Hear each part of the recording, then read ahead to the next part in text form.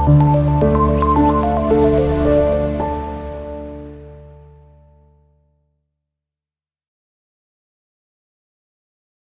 morning, friends. Nowadays, we have been getting innumerable queries on various income tax matters for NGOs across the country, and guess what? Most of the litigations that have risen in past few months are similar for most of them. I am Ashis Agarwal from Team NGOenabler, and today in this video, I have compiled the recent litigation matters under income tax that are being faced by charitable organizations and way forward for them. So let's begin. First and foremost is the denial of exemption by disallowance of entire application of income because of delay in filing either Form 10B or Form 9A and Form 10 or the return itself. As a solution to this, we have already released multiple videos like filing condonation petition before Commissioner of Income Tax Exemptions or Principal Chief Commissioner of Income Tax Exemptions, how to write condonation petition and other relevant videos in this regard. If you have not watched it till now, click the I button on the screen. You can also find the links of the video in the description box below. Next is issuance of notice under section 147 and initiating reassessment proceedings for earlier years, either due to non-filing of returns against a particular PAN or under-reporting of income and many more of such reasons. What specifically came to us was non-filing of return against a PAN. On deep diving into the case, we found that the organization earlier had two PANs and the incorrect PAN was linked to all the bank accounts held by the organization during earlier years. But the return was being filed year on year under the correct PAN. Since the transactions got tagged with the incorrect PAN for those earlier years and the return was not filed against it but another PAN, though the correct one, notice was issued by the department to explain why the return was not filed for the said financial years. As a solution to this case, a submission needs to be filed explaining that there is no income that has escaped assessment and it has been properly assessed, though not under that particular PAN but under the correct PAN.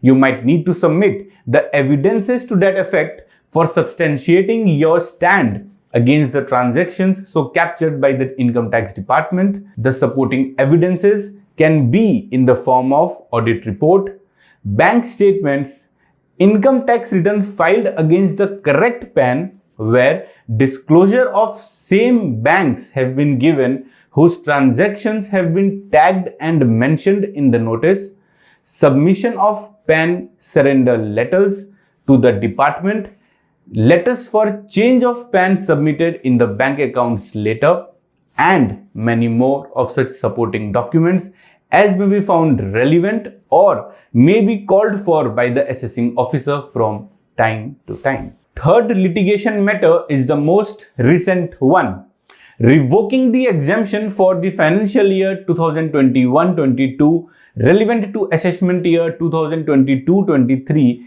in those cases where the renewal of 12A registration as per the new provisions were not filed within the specified date of 31st March 2022 and also within the extended due date up to which the condonation was granted by CBDT directly. The entire application has been disallowed and maximum marginal rate has been levied on the total income. As of now, there is no specific provision in the Act that lays down the course of action to be taken in this regard. However, in our opinion, filing an appeal against the intimation so received under section 143 subsection 1 is the only probable solution that one can foresee. That too, the plea has to be taken on the grounds of principles of natural justice and the intention of the legislation regarding exemption to charitable organizations. Merely due to non-compliance of procedural formalities for renewal, the exemption should not be denied. However, on Thursday, 27th April 2023, the Honorable Finance Minister had a review meeting with Central Board of Direct Taxes, where one of the matters reviewed was related to condonation of delay and granting of exemptions under various provisions of the Income Tax Act. So hopefully, some relaxation or a way out might soon be provided for such charitable organizations. Fourth matter is passing of rejection order against the applications seeking exemption under section 12A subsection 1 clause B subclause 3. I repeat, passing of rejection order against the applications seeking exemption under section 12A subsection 1 clause B subclause 3 filed in form 10AB.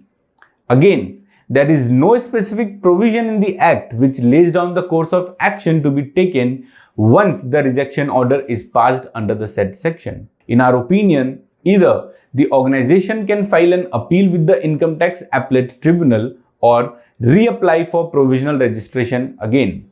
However, the registration so granted shall be for the current assessment year, that is assessment year 2024-25, and shall not be applicable for previous year ended 2022-23. Now, you must be wondering why the exemption shall be denied in spite of provisional registration already in place and very much valid. In our opinion, even provisional registration already granted steps into the shoes of the Form 10AB application once done, and if the matter is rejected, the provisional registration too stands technically revoked. Why so? Because the time limit for application in Form 10AB is within 6 months from the start of the activities or 6 months before the expiry of the provisional registration, whichever is earlier, which implies once the application is so done in Form 10AB for final registration, the validity of provisional registration is technically revoked because the organization have already started their activities. The organization cannot take a plea about its validity for 3 years. Last litigation presently going on, which we want to discuss, is non-claiming of TDS while filing the income tax return. There are certain organizations which forgot to claim the TDS as reflected in their Form 26AS while filing the income tax return. So have they lost the TDS amount which rightfully should have been received as refund from the income tax department? No. They still have an option to apply with a petition for condonation under section 119 subsection 2 clause B before the Learned Commissioner of Income Tax Exemptions. The organization need to substantiate their claim of TDS by producing before him the relevant documents such as the TDS certificates received from the deductor, Form 26AS, proof that the corresponding income on which TDS was deducted has been adequately disclosed in the said return, and any other documents that might be called for from time to time by the learned CIT. Also remember, once the condonation is granted, you need to file a return under section 139 read with section 119 subsection 2 clause B to finally claim the refund of TDS from the department. So friends, I hope we have been able to apprise you about the latest and recent income tax litigation matters that are presently being faced by the NGOs and way forward to deal them out. Our next series of videos is on insight into GST and taxability of various services relevant in the context of NGOs. For more such updates and tutorials, keep watching our channel and don't forget to subscribe it. You can also follow us on Twitter, Facebook, Instagram and LinkedIn. Thank you.